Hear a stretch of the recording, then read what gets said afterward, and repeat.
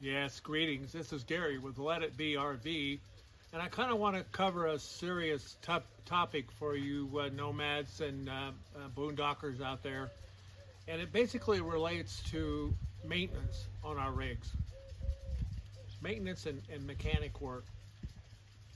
4 years ago, I stood here at my sister's and I gave you a kind of a highfalutin kind of an idea of why I got out, why I wanted to be a nomad. And it was kind of remaking yourself and going out there and do it. Well, it's been 4 years now that I've been actually living in Liberty, which you can see over my shoulder. And I had a really hard year so far this year. Started out by me in the Pacific Northwest, and I decided I was going to go to Arizona, going to do the camp meet in Arizona with the Toyota camp meet. But I also had an appointment with a friend of mine in Boca Chica in Brownsville. We wanted to see a couple of rockets go off with Elon Musk. So I was supposed to pick him up at Corpus Christi at a certain time. And then we were going to go off to Boca Ranch and spend a bunch of time, Rocket Ranch, and spend a bunch of time there. Well, I picked him up, started head 120 miles heading south to Brownwood, Texas, and I started overheating. Make a long story short, for this phase, I ended up taking it to Toyota, which was a mistake.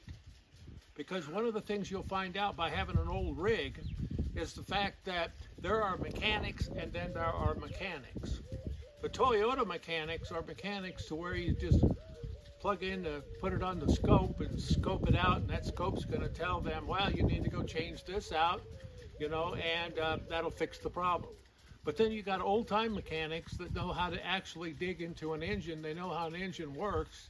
They're not afraid to basically tear into the engine and fix the problem. $4,000 later, I left Toyota, and they fixed the problem, but they caused another problem.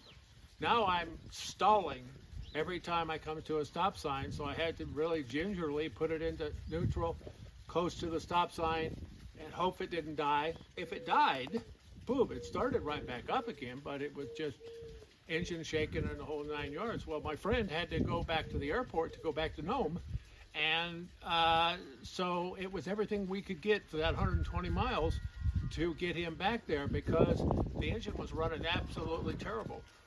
But I finally got him to the airport, and he took off, and now I'm deciding where I'm going to go. So I decided that I was going to go back to Arizona. So I got all the way from Corpus Christi to Van Horn, Texas, and I just shut down about 3 o'clock because I was so super tired because my engine wouldn't let me go. I was doing great going downhill, but it was little tiny hills that would go up. It would go down all the way to 30, and it was everything I could do to just kind of get off to the shoulder and make my way up. So I'm stuck. I'm in Van Horn at a truck stop, and I just kind of looked at my map and said, hey, it's going to be 12 hours to Arizona.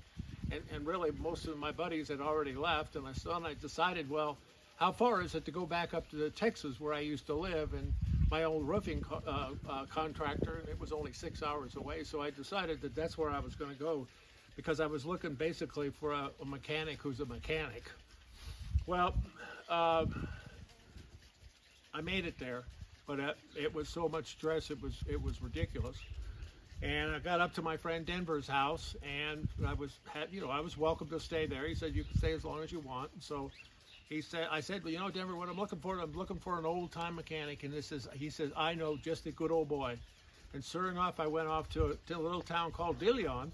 And in De Leon, there was, I talked to this mechanic and his son, and I said, can you do this? And they said, yes, we can do it. These were old-time mechanics. They knew how to tear into an engine. They had lots of coming and going.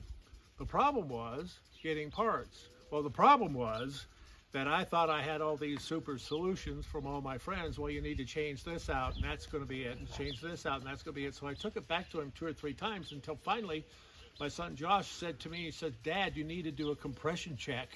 You need to see the extent of the engine. Even Toyota didn't even do a compression check. Come to find out that I had driven all the way from Corpus Christi, all the way back up to Van Horn, and then up to northern Texas on 3 cylinders. 3 of my cylinders were good. 2 of those cylinders were at 50 compression, and 1 cylinder was gone, terrible gone. Come to find out that there was a hole in the top of the cylinder caused by the spark plug. I don't think it was a Toyota thing, because we all believe that Toyotas are going to go for 350,000 miles. I think it was a faulty spark plug myself. But anyway, caused a big problem. The problem was getting parts. I ended up spending 7 weeks in the mechanic's yard, kind of set off to the side. I kind of told them, I said, look, yeah, we're going to have to tear this engine apart and to get some heads and kind of redo what we need to redo. And I said, well, problem is this is my home. And they said, well, you're more than welcome to stay here. Well, it was 7 weeks until I finally drove off.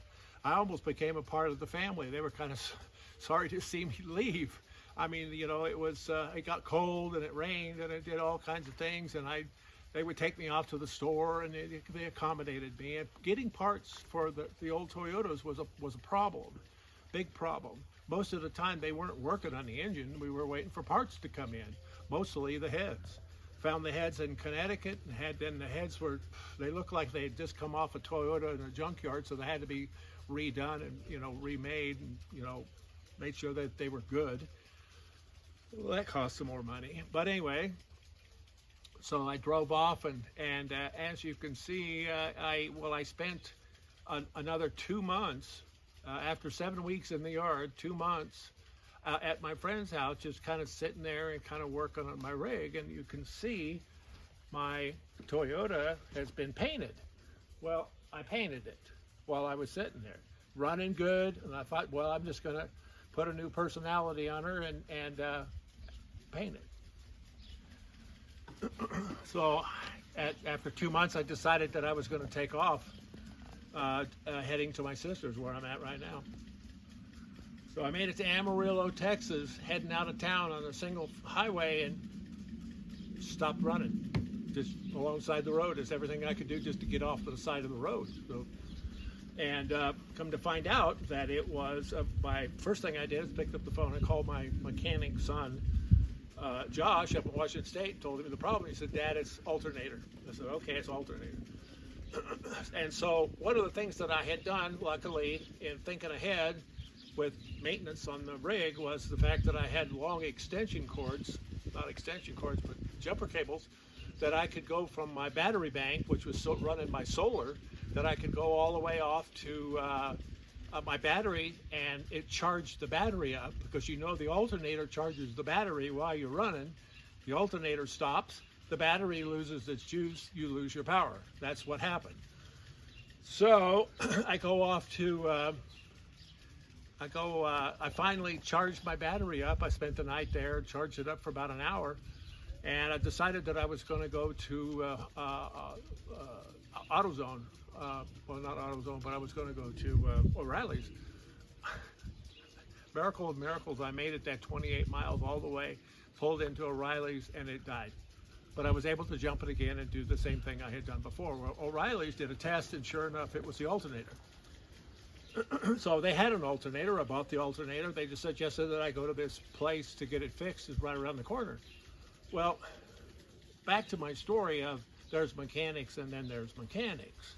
So I go into this shop, pull into the shop.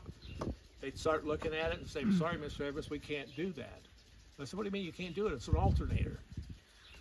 I said, well, you know, they'd have to take this off and we have to take that off. But then they gave me a name of a place called Top Gun. So I went off to Top Gun, and I went to this place, and I said, hey, can you do this? And they said, sure. So out comes this kind of a scruffy-looking, tall, skinny guy, and I told him what my problem was, and I said to him, do you think you can do it? He says, oh, yeah. He says, I've owned 2 of these. He said, I've done it a number of times. So sure enough, we put the alternator in. I shook hands, and I basically had to spend the night at Walmart, so we got some time that's going on here. And so I shook hands with them and took off down the road, down the freeway. Sure enough, the light comes on, the alternator's no good.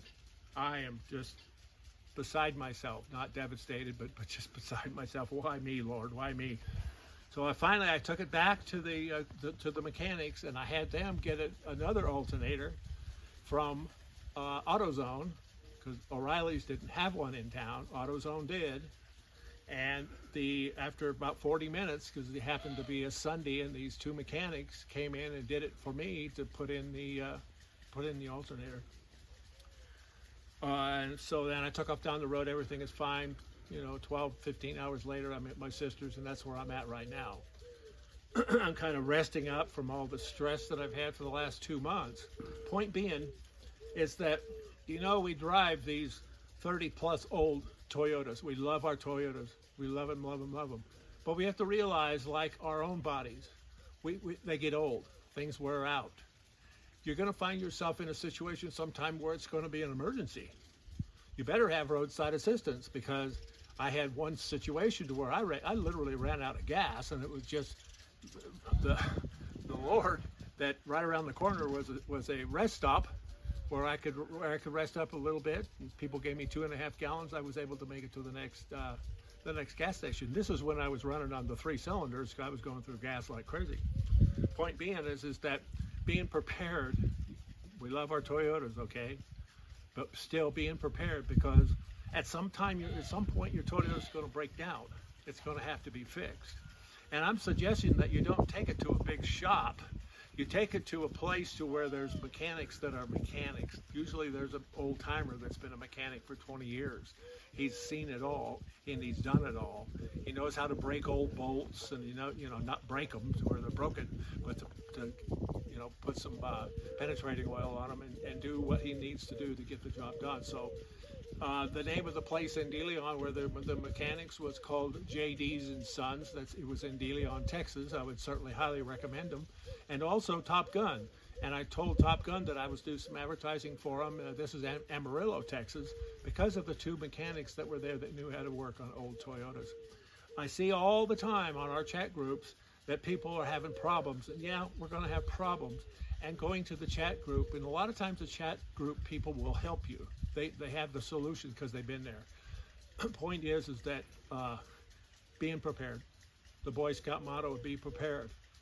Be prepared for the breakdown.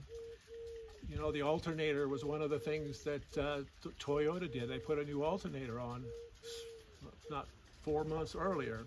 Well, the thing went bad. And sure enough, they got a bad one from O'Reilly's. But finally, I got a good one. I was able to accomplish my task and get from point A to point B. All this to say is, I love my Toyota and I love my lifestyle. But there are times that are exuberant. You love it. You love the people you meet. There are times when you're in danger, so to speak, or it's emergency, that you need some emergency help. I never have called on roadside assistance because I've always been able to find a solution and be able to maybe kind of hobble down the road. And the mechanic, when I went to De Leon, he says, after they did the compression check, he says, you came all the way up here on 3 cylinders. And I said, how did you get up here? And I said, it had to be the Lord, because I just kept persevering.